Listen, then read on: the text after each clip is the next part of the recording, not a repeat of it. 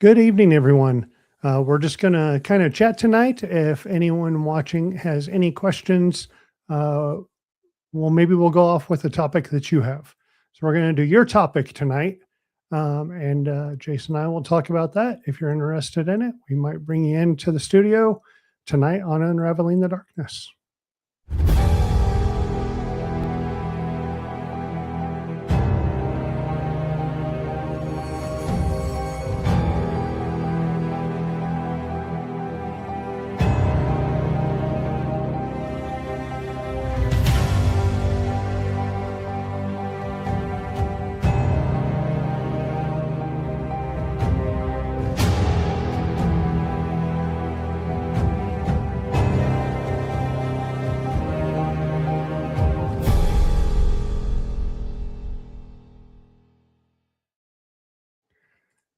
Good evening, Jason. What's going on, brother? How we doing?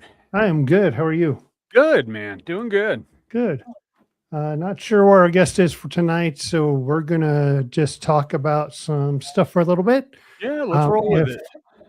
You are watching and you have questions or you have a topic you want us to chat about, put it in there. We're more than happy to chat about your topics. Yeah, absolutely. Memorial Day weekend just passed. Yeah. I don't know what you were doing, but I was on my roof.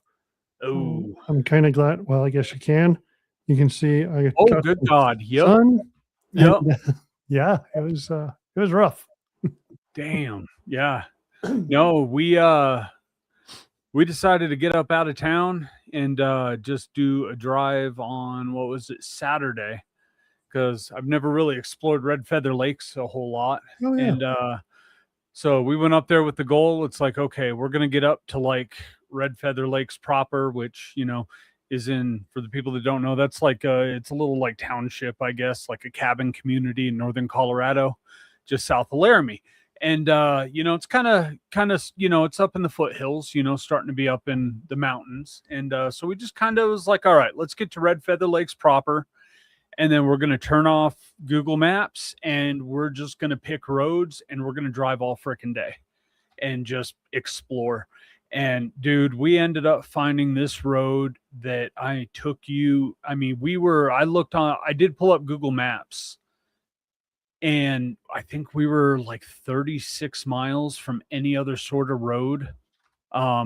And even further than that from any sort of hardball, or any town. Like we were in the middle of the mountains and it was beautiful.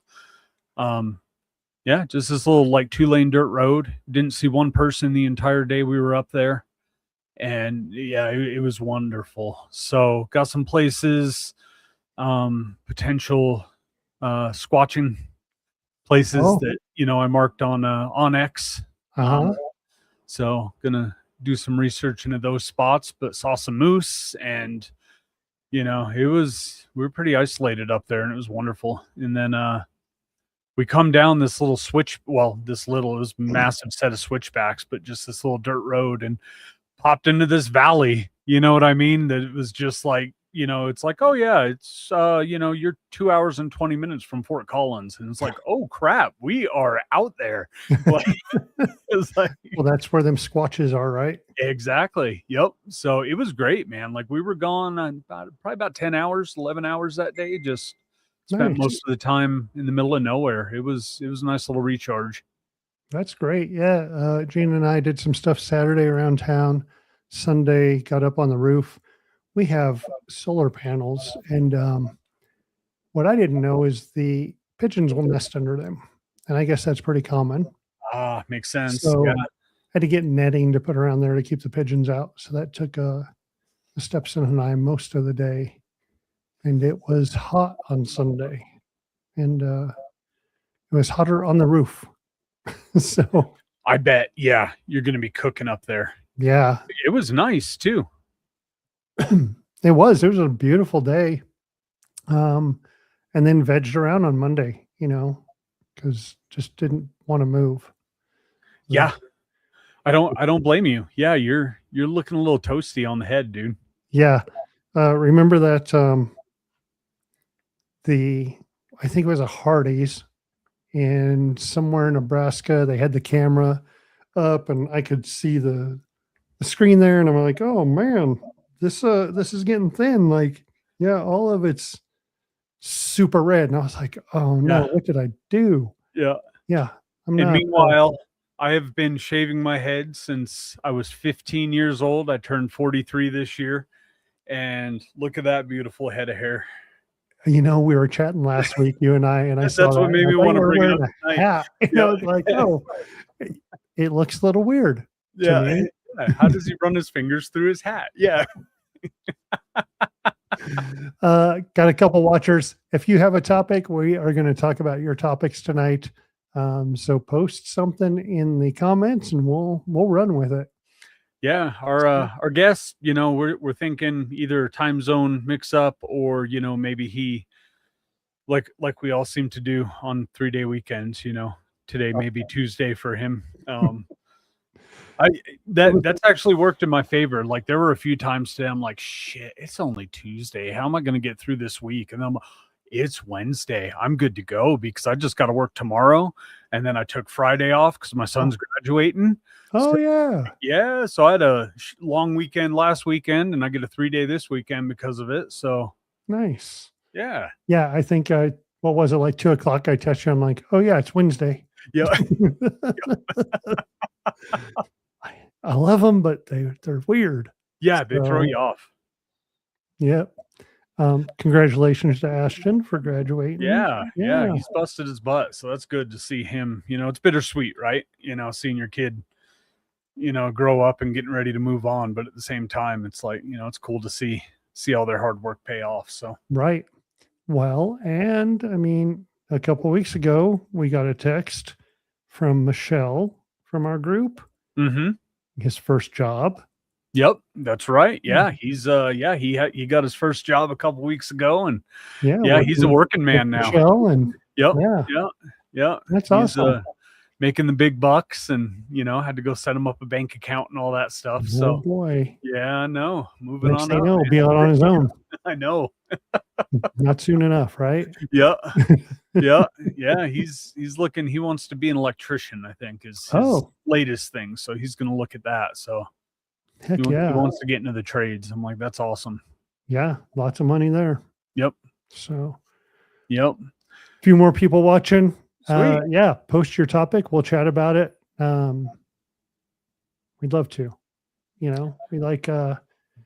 try to pick topics all the time, and sometimes we get burned out or we can't think of a topic, which kind of happened tonight because our guest couldn't make it. So post something in there, and we'll talk about it. But yeah, we were going to talk about Gettysburg, and I know our Gettysburg trip, I grew up out east, and, that was my first time to Gettysburg when I went with you and Gina and Michelle and Graham. And that was awesome, man.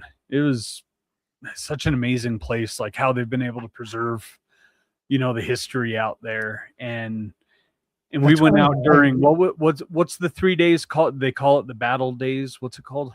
I think it was just the time that the battle happened. I don't know. I thought they had a battle date. Maybe they do. I don't know.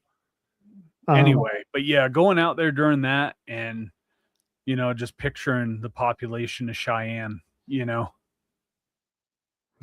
died in 3 days out there. 50,000 people, man. Yep, you can just feel it. I like those towns like that. I've been to, like Tombstone has that feeling where it hasn't changed, right? Gettysburg kind of has, you have modern stores and that kind of stuff, right? But still the environment and the feeling just feels the same. It does. You have so many of the Civil War houses, right? Yeah. There's other places that stick out to me, like Williamsburg, Virginia.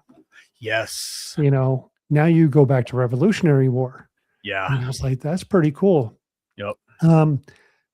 At work, I'm able to be online and I would go through the news and I saw something pop up about the Knights Templar and some of their buildings. And I started doing that today. And I was looking at Templar buildings that they built. I was like, man, those are still around. Yeah. And I'm like, oh, I want to go to England and now I want to see these Templar buildings. Yep. That would be cool. I think some about Templars. I'm not sure if you do or don't. I think we kind of talked about some stuff one time. I don't know a lot about the order itself. I know, some about their history, how, they evolved into, from like the Crusaders to, protecting travelers. And they started kind of one of the big banking systems, right? Like if you were Right. traveling, you could deposit money at, one of their little outposts or whatever you call it. And then you get a voucher and you were able to, redeem it for money when you got to the end of your trip. So you're not traveling and having bandits and all that, Mhm. steal your money or belongings or any of that. So, Yeah. So they took a vow of being poor, right? yep, But they had all these riches because everyone trusted them with them and to take care of them and protect them. yep, So that's how they started this. yep, And then the one thing that stuck out is the whole downfall of the Templars and how the Pope said, oh, we need to do away with them. They're too strong, really, is what it yep, comes down to. right. But that's that whole Friday the 13th thing. And it goes, that's where they think that the superstition comes from, is from when the Templars were attacked, the Knights were attacked on Friday the 13th. So it's Yep. that distrust and that whole thing. And I was like, Yep. I didn't realize that's where that really comes from. So that was pretty neat. Yeah, the banking system thing was part of what I was reading. And that was cool. Yeah. Yeah. No, it's interesting for sure. Cause you hear about, the typical stories, the keepers of the Ark of the Covenant and, stuff like that. But, seeing what they were doing on some of these, major trade routes and stuff for, like you said, banking and financial security it was interesting to read about. Yeah, so they had their own code. So they would write them this voucher with their code on it so they could take it to the next Templar house Mhm. and redeem for money, their gold or whatever. Yep. That was neat. I did not know that either. So that was really cool. They I guess if we're on those types of theories and thing, I know one of your favorites, and we're kind of bouncing all over the place. Yeah. Yeah. And We're winging it tonight. We're good. as you see scrolling, post something in the comments and we'll talk about your whatever you want to hear. We may not know a damn thing about it, but we'll talk about it. Yeah, we'll we'll do some quick reading. You're right. The Grand Canyon. That's the one, we were talking to a guest one time and you mentioned that, and then we talked about it at an investigation one night. But the whole Egyptian stuff found in the Grand Canyon. Yes. Yeah, that has always been one of my favorites. I heard about that initially on the Y-Files. If y'all don't know, it's a YouTube channel. He does a podcast and a show, talks about various, mysterious topics. And yeah, so I don't know, like all the little nitty gritty details. It's on my list of deep dives, Right. which are many. But yeah, it started, I think, early 1900s expedition, down, it's the Colorado River, I believe, that goes through the Grand Canyon. Mhm. And they noticed this large cave, with steps cut into the side of the canyon about 1,000 feet, above the water. So they made their way up there and went in and found these large chambers that had been carved in, columns, and it was a very, very, complicated complex, of chambers and tunnels and all that. And they did end up finding Egyptian artifacts in there, along with, the hieroglyphics chiseled into the wall. So they mapped it, as well as they could, through, just doing pace counts with notebooks and stuff like that. And they reported it, and we're trying to finance another expedition. And the Smithsonian came in and, cleaned everything up, and nothing to see here. Kind of like, what they've been accused of doing with, the remains of giants that have been found in Ohio and Michigan, Indiana, I think, as well. These remains are found with, they're polydactyl, 6 fingers, 6 toes, double row of teeth, and supposedly these remains, were taken by the Smithsonian, and anybody that's done an inquiry about it, that part of the Smithsonian that would have the remains has been under remodel for a number of years, and it seems like whenever somebody asks, well, when is the remodel going to be done where we can come in and look at this, because a lot of people don't know, like the Smithsonian has everything on display, but they have their archives as well, and you can actually request access to those archives. Especially, if you're, a professional in your field, right? An archaeologist, historian, something like that, right? You've got the right credentials. And it seems like the story is always, oh, it'll be open in about 10 years. So yeah, that may be something that never, the remodel never gets done. Right. Yeah, it seems they're always pushing people away from that kind of stuff, right? And you also hear about that where it's someone is finally able to go in and, oh, we're looking for this piece, and oh, it's missing. Yep.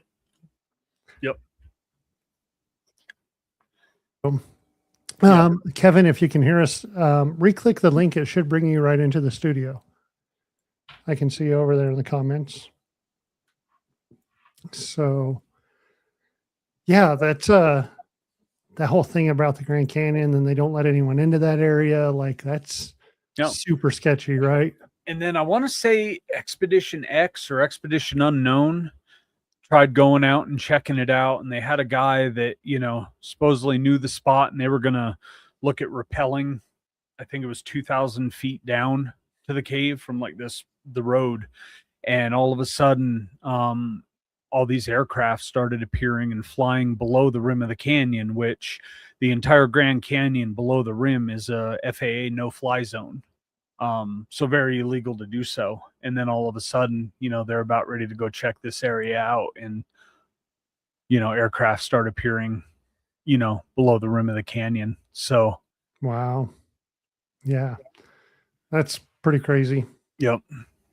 Pretty so yeah, crazy. maybe one day we'll get out there and check it out. we're going to be all over the place for a minute.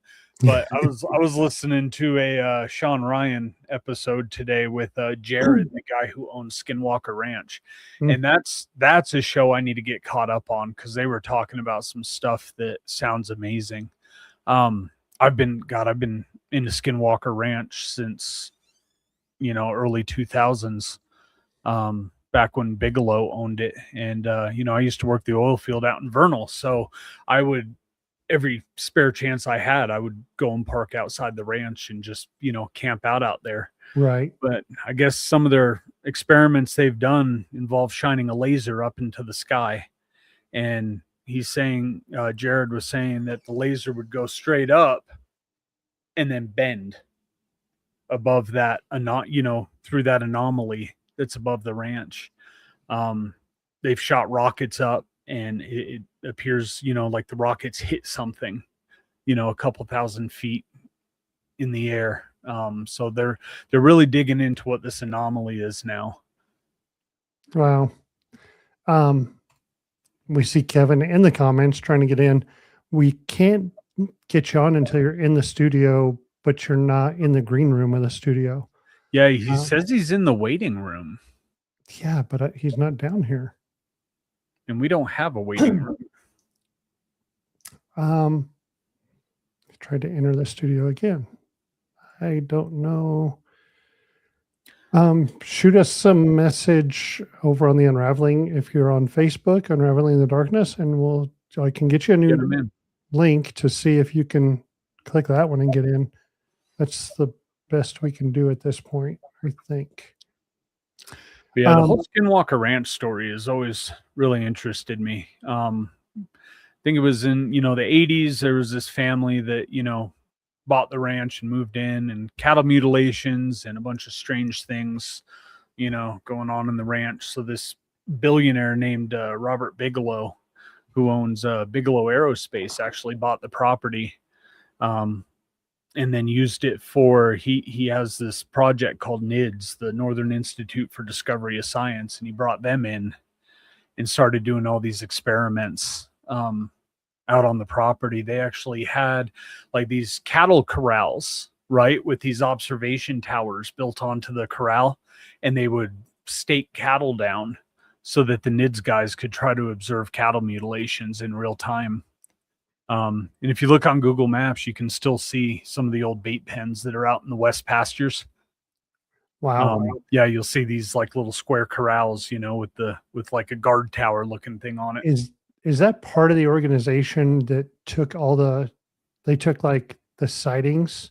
People had to Yeah, like send in so sightings of UFOs yeah, and stuff? so for a while, NIDS was the only non-governmental agency that UFO or now UAP activity was required to be reported to. So you would report it to the FAA, and then I'm not sure if the pilot had to report it to NIDS as well, or if the FAA was required to report to them. But yeah, they were a civilian entity that was required to be Right. A reported to. non-government entity that you are required to. Yeah. Yeah. Yep. That's kind of weird, huh? Yeah. Very. Yep. Yeah. And then you can get really into the weeds with they had when NIDS was out there we see and him. the Bigelow guys, they had armed security out there riding around on four-wheelers, and I mean, these were pretty hardcore contractors they had out there. There's some pictures floating around from the ranch that these guys armed to the teeth. When I had gone out there, they had serpentine checkpoints set up at the gate, which, if any of our military listeners will know, the main reason for serpentine checkpoint is to slow down a vehicle and expose the broadside of the vehicle as it goes through that serpentine to expose it to machine gun fire so you can disable it. Right? What the hell do you need that for at a ranch in Utah? Right. Well, unless you're getting like all these looky-loos that want to, right? Right. And Yeah. you don't know what kind of, I mean, Yep. honestly, like UFO people. Yeah. You were hanging out there. Yeah. Yep. I know. Yeah. I know. And I'm wacky, man. Like, oh, that's funny. All right. So we have Kevin down in the green room now. He made it in. I'm going to read off his intro real quick, Jason. Yeah, let's do it. Him in. Cool. Let me see if I still have We're not going to play the intro video again, but we'll read it off. Right. Yes, there it is. So tonight's guest is Kevin Flynn. Born and raised in northern Alabama, Kevin has been intrigued with all things strange for as long as he can remember. Kevin had his first paranormal encounter in 2004. A long-time paranormal investigator with over 20 years experience. He is always on the lookout for new undiscovered hauntings.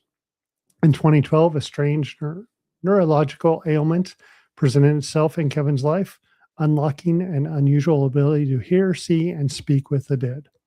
Since that day, yeah, that's pretty cool, huh? Since that day, paranormal investigations are much more profound and on occasion involve Kevin working with resident spirits to move them onto the other side. Tonight, we're going to talk to him about these encounters in Gettysburg and about his book, Lost Souls of Gettysburg. Of course, one of our favorite places to investigate. Hey, Kevin, how are you? Good, guys. Sorry, I've been sitting in what I thought was a waiting room. It was in the StreamYard, but it was just a black screen with y'all's logo at the top. Oh, it was so I don't know if that was a busted link or what, but here we are now. So all right, we got you now. So did you get the new one in the email? That's what I clicked on. Yeah. Okay, good. Yeah. Well, I'm glad we can figure that one out at the end. So I was excited.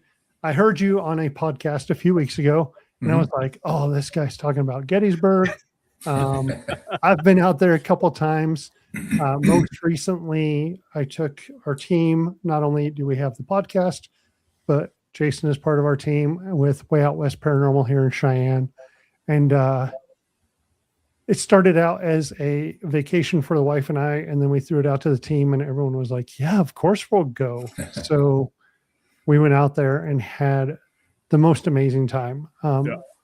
After being out there the first time, I love sharing that place with new people now. It's so cool. Yeah, it's amazing. It's like you guys are just up the road. I'm in Denver, so not far away at all from you guys. Oh, damn. Nice. Okay. Yeah. Well, maybe we'll get together and investigate sometime. That would be perfect. Yeah. Yeah. I was just in Wyoming 2 or 3 weeks ago and doing a little public investigation at the Frontier Prison. So. Oh, okay. Yeah, over in Rollins. Oh, yep. Nice. Yeah. That's a cool place. I haven't been over there in lots of years. Yeah. I have some family history with the prison. Oh yeah.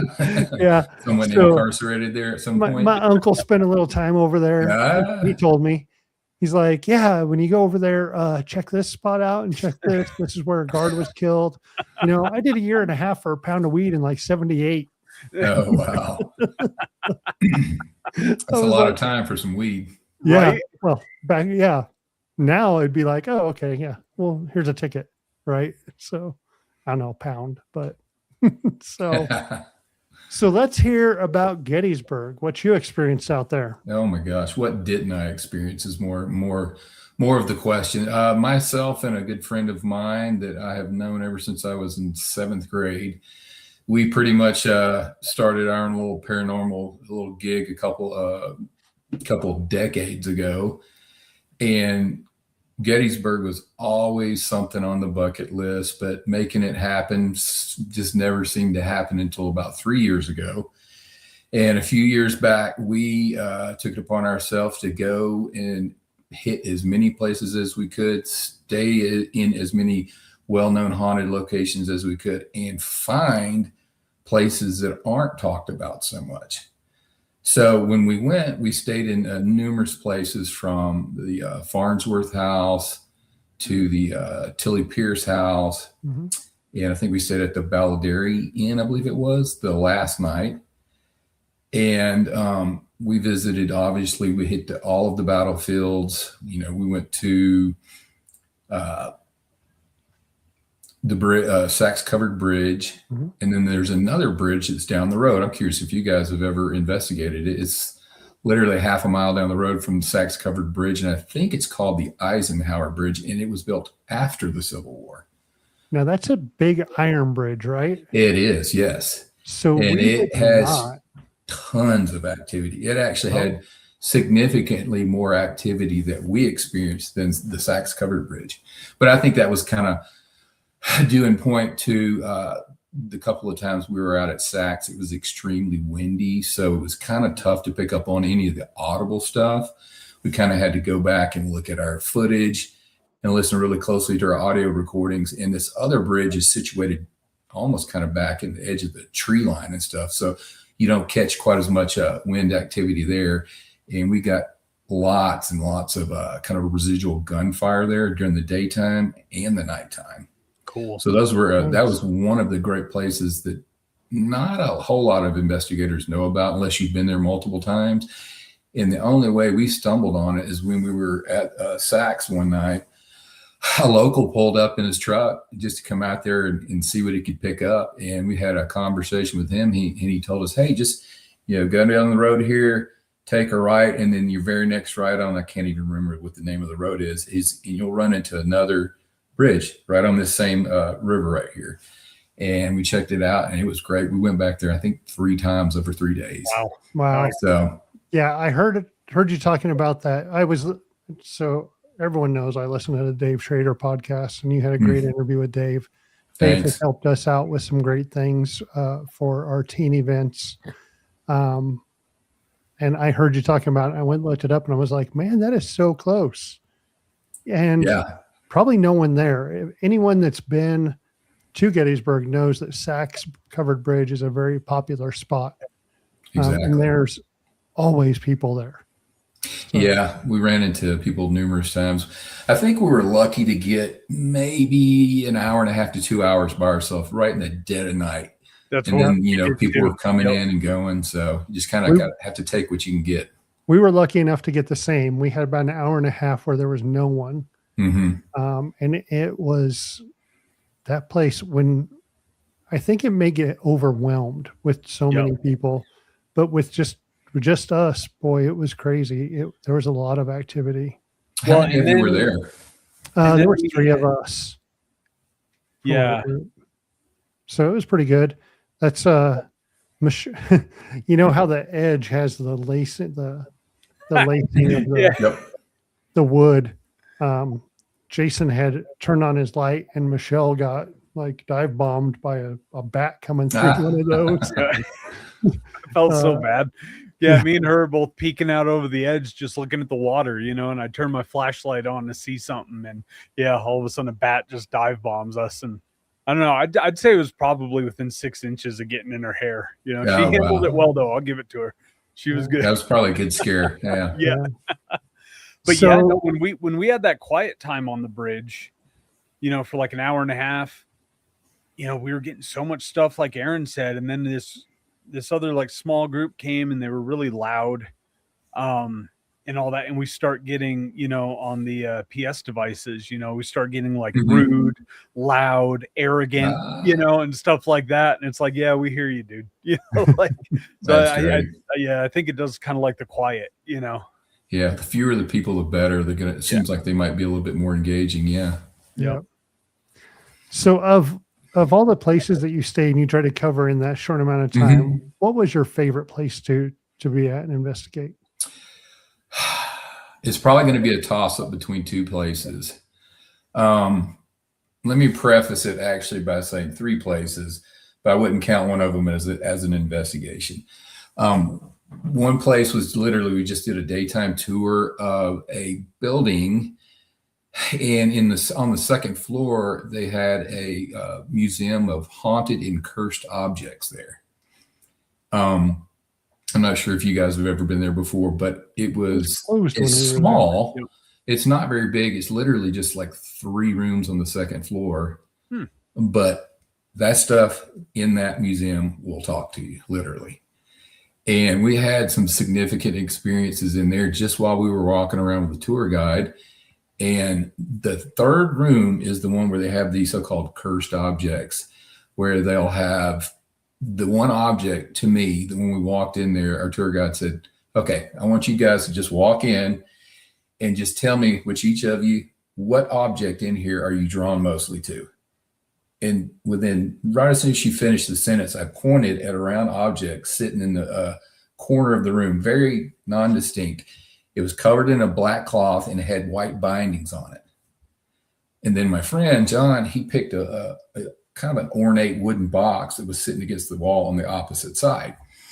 And she said, okay, you two pick the worst 2 objects in here. That the energy and entities that are attached to these things literally tend to fight for dominance in this room. And we're like, okay, what does that mean? They said, we're just into discovering what this box is about, because it literally just showed up a month ago. But the object over there in the corner, Kevin, that you pointed at, that is a mirror from the Smurl house. So I'm like, oh my gosh, from the, you know, the latest Conjuring movie. And I'm fascinated with that haunting. So I was just like, I want to go over there and touch the damn thing. Right. You know, I want to unlace it. And they said they have actually seen hands and images of like a face pushing on that fabric before. So that was the object I was most drawn to. And then the box that my friend John was looking at, the guy didn't use this term, but it was probably what you might think of like a Dybbuk box. They think there might be an entity inside of it. And he started getting nauseous within the first minute that we were in that room. Wow. And luckily they were able to let us just run audio recordings while we were in there too. And on my actual recording, we got the word Dybbuk on there without any of us saying it. And also pointing out that, you know, said somebody's an empath in the room. They were talking about that.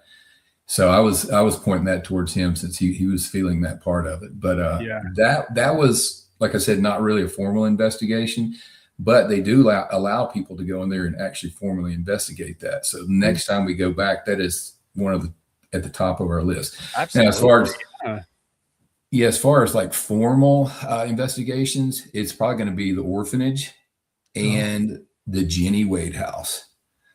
The Jennie Wade House was just full of activity. And the good part is when I go investigate, it's usually just myself and my friend John. So we tend to get more activity because we're, you know, smaller group, not intimidating to, you know, the spirits usually in certain places. And after a while, he and I kind of split up, and he was down in the kitchen area down there where Jennie had passed away. And I was upstairs investigating the 2 rooms upstairs. And I literally sat down right in the middle of where the wall is broken out and started running a little portal session. And right when I fired up the app, I just glanced over to my left, and there was a little boy. I would say, 9-year-old boy standing there with a suit on, no tie, kind of wavy hair on the side. And I was just like, oh my God, what did I just see? Holy crap. Yeah. One of the reasons I brought up the haunted objects museum prior to that is because when we were in there, I just asked the lady, I was like, do you have a spirit in here by the name of Daniel, a young boy that roams around in here? And she's, well, not that I'm aware of. And a little bit later on that night, after seeing that apparition on the second floor, we got some a verbal confirmation that spirit's name was Daniel. So I think I got a little precursor to what I was going to see later that night at the haunted museum. So after seeing this apparition, I'm like, oh crap. And I kind of stood up and I started to walk down the stairs, and I was literally right at the landing, but I wasn't all the way down in the kitchen yet. And I was telling my friend John about what had just happened and what I was seeing. And then all of a sudden he just spins around for some reason and looks towards the front door, or the front bedroom that's in front of that kitchen area. And he watches an apparition. Well, we think it's a real person, walk past the front windows over there. So we do all our debunking and all, trying to figure out if that's possible. But he runs to the front to check it out while I'm literally still standing on the bottom of the stairs. And I hear somebody talking right where the bullet holes are in that door that came through and hit her. And literally the spirit said, Jennie Wade is the only civilian that died in the Civil War, or in Gettysburg. And I went, who in the hell is over there? And I jumped down, ripped the curtain back. I can't see anybody. So I think I heard a very loud, distinct, disembodied voice right on the other side of that door, or actually potentially right in the room with us. So within like a 5-minute period, I see an apparition. He sees one, because we actually did some audio sessions later, and you hear a spirit say, uh-oh, he caught us walking by the window. So there's another validation for us that, okay, it wasn't just a tour person or somebody walking by, because they do have quite a bit of tours that'll pop up out there while you're inside. So we had to first go, could have been a tour person, even though they're usually stand out on the street. But we got confirmation there. So that was pretty cool. And then the orphanage. The orphanage always, like, I've heard both, like, we've gotten some like friendly stuff, and then we've gotten some dark stuff. So it kind of depends. I think it's one of those kind of like Velisca, where you get what you go in looking for. Yeah. Right. So what was your experience over there? It was kind of slow early on when we first got to the first hour or two. And then it's like the atmosphere just kind of changed after a couple of hours. And we wound up back downstairs, and my friend's down that utility tunnel, and I'm in that main room there in the basement, and I'm starting to walk right back to the utility tunnel. And right as soon as I cross that doorway, the door goes right behind me, shuts completely right behind me. And I freeze. I'm like, what the hell just happened? I was like, I know I didn't brush the door. I didn't touch it at all. Yeah. And my friend John is literally leaning against the stone wall, saying he's got the most massive pounding headache. And it just came like out of nowhere. I'm like, okay, what's going on here? So I didn't actually have my camera running at the time. So I whipped out my cell phone like within 10 seconds and started, filming. And it's like, did somebody, close the door on this? And I'd literally get a spirit voice. I'm trying to remember exactly what it said, but I've got a video of it on YouTube. It says something like, oh, he caught us, or, that was me, something like that. Another kind of verbal confirmation that a spirit interacted and moved that door. And a little later on, I was shooting some still shots in the basement. And just to the left of where that door is, I've got a nice kind of shadowy figure. It looks like he's almost wearing kind of like a top hat, standing just to the left of where that door would have been. So I thought that was pretty cool. Yeah. As well as a chair that was sitting against the wall. And I didn't even notice this until weeks later when I was kind of going through the photos. I'm like, that chair was literally placed right against the wall. And now it was spun, 90 degrees, sitting closer to one of the columns down in the basement there. So things started getting a little bit weird down there after a while, and then we ran a portal session. I'm sorry, we did a little Estes session, kind of straight up above in the main little dining hall area, just adjacent to the chapel, and we got some interesting things there as well. So yeah, it's an active place. And right before we were about to leave, you could sense the tension in there. It was building, and it was not a good feeling. It was kind of a negative energy. And I had a flashlight sitting on the table right behind me.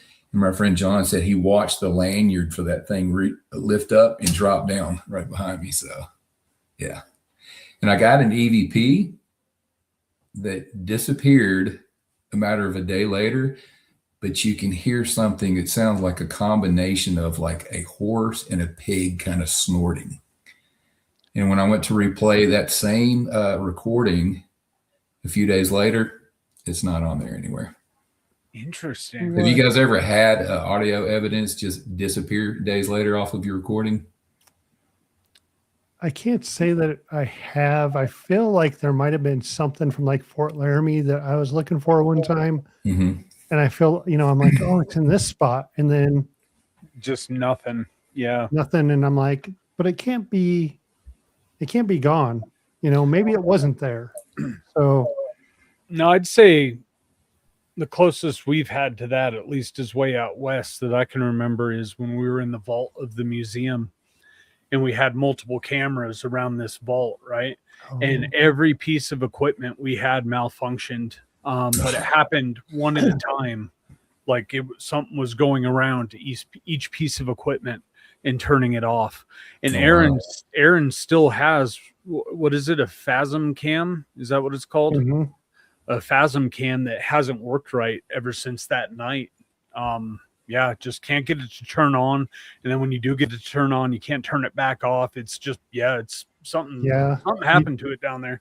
The whole electronics of the button doesn't work. And it was working just fine. Now you gotta, it comes on when you put the battery in, you have to take the battery out type thing.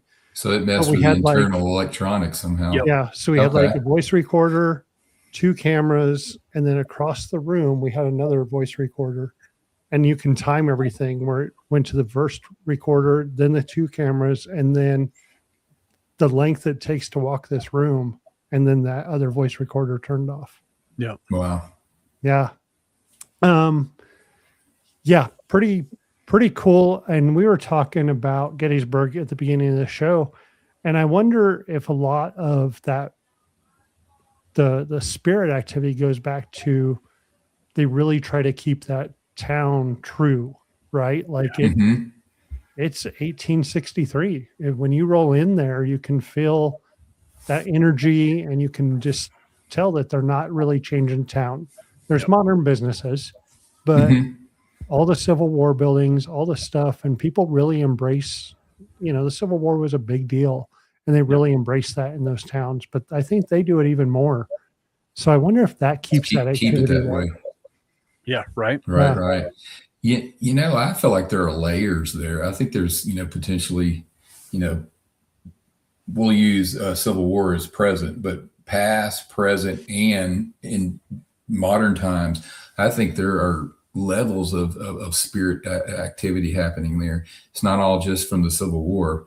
We've got some, we got some audio recordings when we were out at Devil's Den that didn't seem to coincide with war activity at all. You're hearing a young boy talking about his father and his mother there. So, there's potential, I think, for multiple layers there of hauntings. When we took the tour, we did the 2-hour bus tour with the licensed guides and all this stuff. And those guys are amazing. Yeah. The test that they have to take, and all the knowledge that they need to know about that war, right? Mm-hmm. So they start out by telling us that people were coming out and watching this battle happen, thinking it was just like this one-day skirmish and it's going to be small, and not really realizing how large it was. So I wonder if that's something like that, where you had this family out watching this battle happen. Yep. And Well, and all that of a used to sudden be it's the like, thing. They'd oh, go out, yeah, bring the whole family, set up, eat lunch, you know, and watch the battle. Like great, Yeah. great family outing day, right? Like, Yes, break out the barbecue, right? yeah. yep, exactly. You know, we had a guest on a few weeks ago, and after the show, I was talking to him, and his son. He said, like, my son is pretty in tune, and Gina, my wife, is. So in our group. We really use her for that connection. And I was telling him about our experience, and we were over on Seminary Ridge late at night off the battlefield. The stone wall starts the field. We're not on the battlefield because, oh gosh, don't be caught on the battlefield after dark, right? Because you get a Right, cool little right. warning ticket. So Oh, really? Is that what you're pointing at back there? Yep. yeah, the little frame thing there. That's So cool. we're off the field and we're doing this investigation, but Jason stepped into the woods. He has the Ovilus, and he gets ominous warning at the same exact time that Gina is being told, you need to leave. You need to get out of here. So the guest is telling me, he goes, we had the same thing. He goes, my son sees this soldier who's like, you guys can't be here. Oh, really? So it goes back to that. We were like, what? We didn't really realize what our warning was at the time. And Jason's hearing this for the first time because I haven't got to talk to him about that guest. I think our warning was, hey, there's a fight going on here and you guys aren't supposed to be here. I don't think it was near as mean as we expected or what we thought it was, other than Marilyn was watching you and Marilyn wanted you to go somewhere. Marilyn really wanted me to follow her into the woods, and there was no way in hell I was following Marilyn into the woods. But as far as the get out of here, Yeah. don't be here, I think was more the spirits like, there's a fight going on here and you're not supposed to be right here. And it very well could be because, you know, with the bugle calls I was playing on the phone, you know, I was doing the call to battle, fixed bayonets, you know, all these different, you know, bugle calls to give, you know, soldiers signals, right? Because that's how they used to do it back then, bugle calls and drums. And we actually did both. And then that's when things really started getting crazy too, was after we started playing those. Yeah. So that very well could be, you know, one of those kind of, you know, woke things up and they're like, yeah, you got to get the hell out of here. It's about to get bad, you know? Yeah. That's a really good point. So, and it makes me wonder, again, we were talking about these places that really embrace their history. Tombstone, Arizona, you know, hasn't changed a whole lot on Allen Street. Williamsburg, Virginia, you know, goes back to the Revolutionary War, and they haven't changed. You know, they really embrace that, and you have the actors out there doing that stuff. So I wonder, Tombstone, I've been to Tombstone and investigated there. How was that? Tombstone's pretty cool. Yeah. Like the street rolls up, like everything closes at 5. So all the businesses are closed and the street pretty well rolls up. You have some bars open, but they close just about 10 or 11, it seems. So middle of Allen Street, you have the bloody corner where most of the gunfights happened. We're out there at like 1:30 in the morning, and it's pretty cool. You're definitely hearing some stuff. EVPs, we didn't get a whole lot. But like Birdcage Theater does a public investigation and saw shadow figures through there. It was pretty cool. But I wonder if these towns that embrace that and keep that history alive in them like that, if they tend to be more active, because just like Gettysburg, you know. So that's really got me thinking, and now I want to go to more places that keep that history to see how if you get a higher activity rate. You guys ever made it to Virginia City? No, haven't made it out that way. That's still it's still pretty much back in time as well. So that'd be a great place for you guys to visit. Yeah. So you leave Gettysburg, or did you go to Gettysburg with the intent to write the book, or did you decide afterwards, like, this was such a cool place and I want everyone to know? You're exactly right. I had no intentions of sitting down and writing a book on this. And then, you find yourself, a year later going, let me write a short story about one of the places. And then that turns into 2, then it turns into 5 stories. And the next thing you go, you've got a dozen stories in an entire book with plenty of, photographic stuff in there as well. So that's kind of how all that evolved. And I started writing back in 2024 late. So in about 7 months, I wrote the book. So there's the book. yeah. Where are they able to get the book? You can pretty much get it at just about any online distributor. Obviously, Amazon's the easy way to do it. Mhm. So, that's probably the quickest and easiest way to go get it. That's where I ordered my But copy. several other ones, Barnes and Noble. I'm sorry. That's why I ordered my copy. Oh, good. Yeah. And there's a chapter at the end of the book that some people might find a little odd because it's not in Gettysburg, but it's on Eastern State Penitentiary. Oh. And the reason why I included that is because, during wartime and right after the war, you've got, soldiers that were committing war crimes. Where were they going to go? Mm. Well, the one specific prison there in Pennsylvania that held what I've come to find out, I think it was close to around 100 or so soldiers, was right there at Eastern State Penitentiary. So. Yeah, I think I remember when I first got the book flipping through, and there was the mugshot of the dog. Oh yeah, Pep. Yeah, pretty cool. Oh yeah. So besides Gettysburg, it seems that you have this connection to the other side. Yeah. And what are some other places you have investigated and been to? You said you're up at the Wyoming State Penitentiary, the old pen. Mm-hmm. How was that?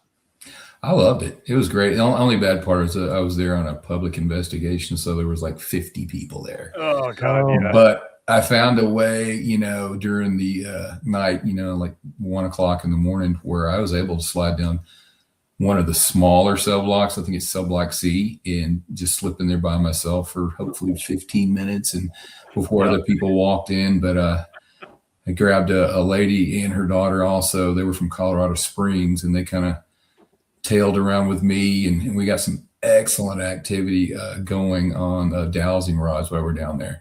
Nice.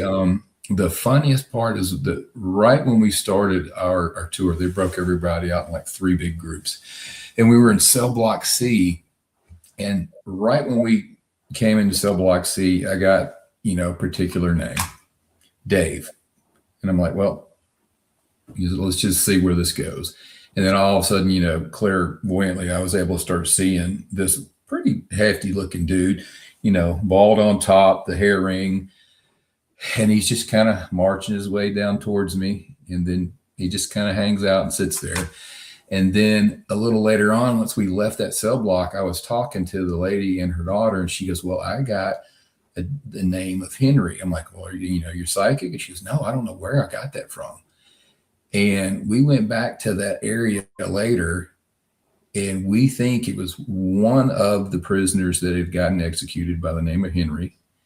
And he's the only one that doesn't have a picture of himself in the prison. They have pictures of all the other prisoners that were executed, and he does not. And it says that he had committed some sort of federal crimes, and he was sentenced to execution. And Wyoming Frontier Prison was the closest prison for the feds to take him to carry out that execution.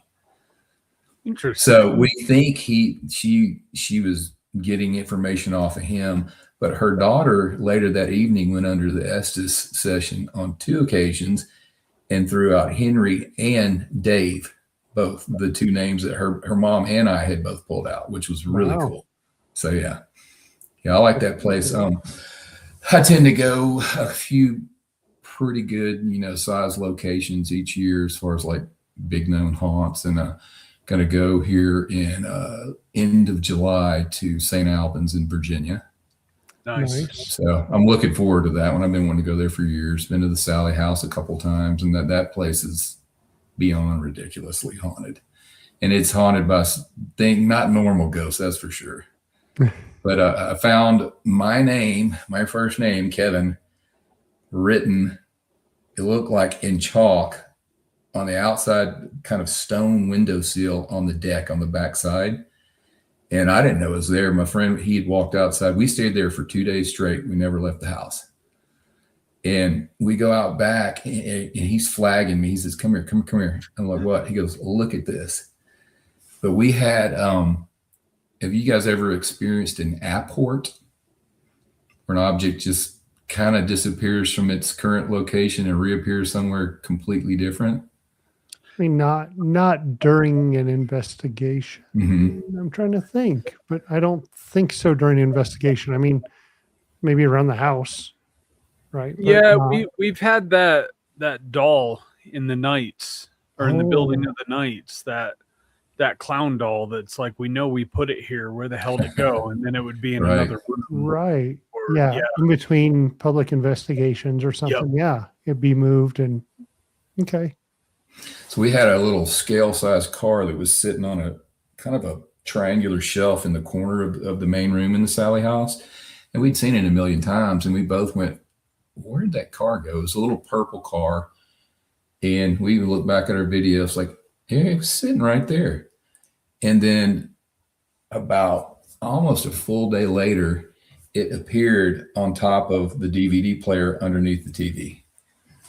Wow. And the weird part was, and if you're somewhere for 30 some odd hours, you're not going to be investigating all the time. So Right. to entertain ourselves, we had a DVD in the player, and it's almost like that spirit knew, well, they're going to have to pull that disc out at some point. Yep. So I'm going to put it where I know they'll see it. Yeah. That's So that Wow. was an incredible experience right there. But That's really Pretty cool. Sally House. So every year, every Labor Day, that's our big travel investigation. mhm. We go somewhere big like Sally House, or we've been to Dumas Brothel in Montana. Ooh, I'd like to go there. Yeah. Oh, it's That's a good one. spot. Yeah. Man, it's a good one. And we do 2 days. So we'll do 2 nights. Sally House was on our list this year, but they had the basement closed, although they just opened it. They had to redo the steps going down. Oh, okay. So it's opened back up, and that'll go back in our spin list next year. Yep. There you go. So, and it was chosen this The year, good but part is you get it for. Oh. I was gonna say the good part is you get it for pretty much a full day. You're not limited, to 6 Right. hours or anything like that, which is great. right. Yeah, we're doing the Garnet House Hotel in Garnet, Kansas this year, and I think we'll have it most of that whole day, because we'll go in one night and then we'll have the other night. But I think we'll have it most of that next day too. Yep. So, yeah, we're excited for that one. I'm really excited for that one. After talking to Penn Paranormal, it's like, yeah, I got to get there. We've had a couple people on that have investigated it. Penn Okay. Paranormal out of Kansas is like, it's kind of close to them. We call those your home haunt, the place that you go all the time. Mm-hmm. It's close. You can get in, you go. So that's kind of their home place. They're there quite a bit. And they've been a couple times where they're like, tonight we just couldn't stay. There was just way too much stuff going on, a little too dark. We just couldn't. Get And chased out. we're like, bring it on. I'm like, yep, that's where we need to go, Yeah. Aaron. Come on, let's do it. Yeah. So That's weird. I kind of gravitate towards those type of haunts as well. The darker ones. It's just, I love them. You want to get your adrenaline flowing a little bit more than normal. then you need to get up to the Dumas Brothel in Butte, Montana. I need to, for sure. Yeah, it is a great location, and just hang out in the basement. Yep. Gotcha. That's the best. That's on the bucket list for sure. Yeah. And the owners are pretty cool. Dave is really cool. We were able to contact him after we left, and Jason's is probably closer. They have crates of Prohibition liquor, and we were able to buy a couple bottles off of him. Really? Yeah. Oh, wow. So it's That's cool. labeled as lacquer finish, and they had like the same label would say furniture polish or whatever else. Okay. Just change the word. It was really neat. So Dare you not take a swig from it, huh? no, because it's from like the 1920s, and It's probably I don't wanna Dude, poison. that has been sitting in, Montana winters and then Montana summers for 100 years now. Mhm. so Your favorite place to investigate? You've been to some of these good places. Your most favorite place? I did one just a few years ago. There'll be two places. Goldfield Hotel is one of them. That place is just amazing. And then one I did literally on a family vacation, snatched my parents and my wife, and we went to Chillingham Castle in England. Oh, that was phenomenal. So basically, I investigated as much of the castle as I could at night by myself. Got touched, had tons of disembodied voices. I saw a shadow in one portion of the forest just outside the castle, too, moving. I heard what sounded like a woman pleading for help down a gravel road. It was just full of stuff. But those are probably the two favorite places I've ever been. And how about Goldfield? What was some of your expenses there at the hotel? When we got there, we've been there, my friend and I've been there a couple times now, but the last time we went was 6-7 years ago. And we immediately basically decided when we were having dinner that night, we kind of wadded up a few pieces of paper, first floor basement, fourth floor, third, whatever you pick is where you end up for the first half an hour when we walk in. And I wound up on the fourth floor and my friend was on the second floor. And I could see moonlight coming through all of the doors up there on the fourth floor. And you could see shadows moving and blocking out the light. And it was one of those days where there was something about it that I just pinned myself up against the wall. And I'm like, this is not just your normal haunt. This is kind of like a next level haunt. And as I worked my way down that hallway there on the fourth floor, I could hear music playing. And I couldn't figure out where it was coming from. And while I was filming, you can hear me say, what the hell is that? And I captured a voice of a spirit saying, it's a demon. And I'm just like, of course, I didn't hear it at the time. Right. But we replay that video and the song literally sounds like actually almost like a chant summoning up a negative entity, because they say they use in that chant in music, you hear something about along the lines of, we are here with Satan. And wow. I'm like, where is this coming from? And then I brought him up there later in the night, and the music just would appear out of nowhere, and it would only come from one room. And we actually went outside to make sure we weren't picking it up from somewhere else, because there's a bar maybe 100 yards away from there. And we couldn't hear any music coming from the bar. And we were just like, and that room by itself had the most horrible feeling you could possibly imagine. And then there was another time during the night when we were down in the basement, and we were filming down there, and my friend spins around and he just goes, I'm like, what? He's like, holy crap. He goes, there's a guy standing right here looking over your shoulder, and his face was illuminated by your LCD screen, and he just poof. So he saw a guy standing right behind me, facial hair, mustache, gone. Now, you're not out here just investigating with any slouches either. No. I had to reach out through John to contact you, and he's like, it's Kevin's time to shine.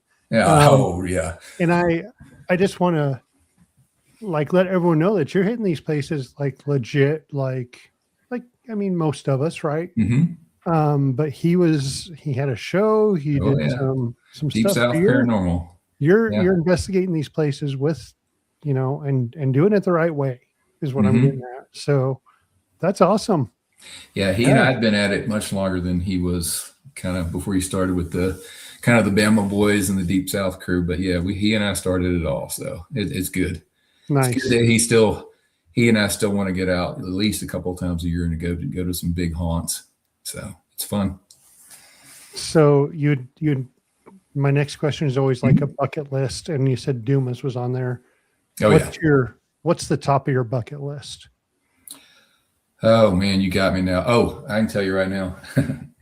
The Paris catacombs, if I could actually go into the uncharted areas. Well, There That are would be areas awesome. that Yeah. aren't part of the public. And Aaron, I will send you a video I shot from a few years ago in 2022 when I just went into the normal, touristy area and stuff like that. And most people would look at this video and go, that's complete bull. That's not real. But I have a portion where I'm walking down in the catacombs and I film into an area that has these big stone arches. And then I hear a couple of people coming up behind me. So I kind of pull out and I start to move along and I spin my camera around, and exactly right where I was standing, there is a big black entity there. And it's literally there for like a millisecond because I pan my camera and you catch it. And when you come back, it's gone. But I slowed it down, and that is probably one of the more amazing captures I've ever gotten. And it was just in the normal, tourist section of the catacombs. So. Wow. That's cool. That is way cool.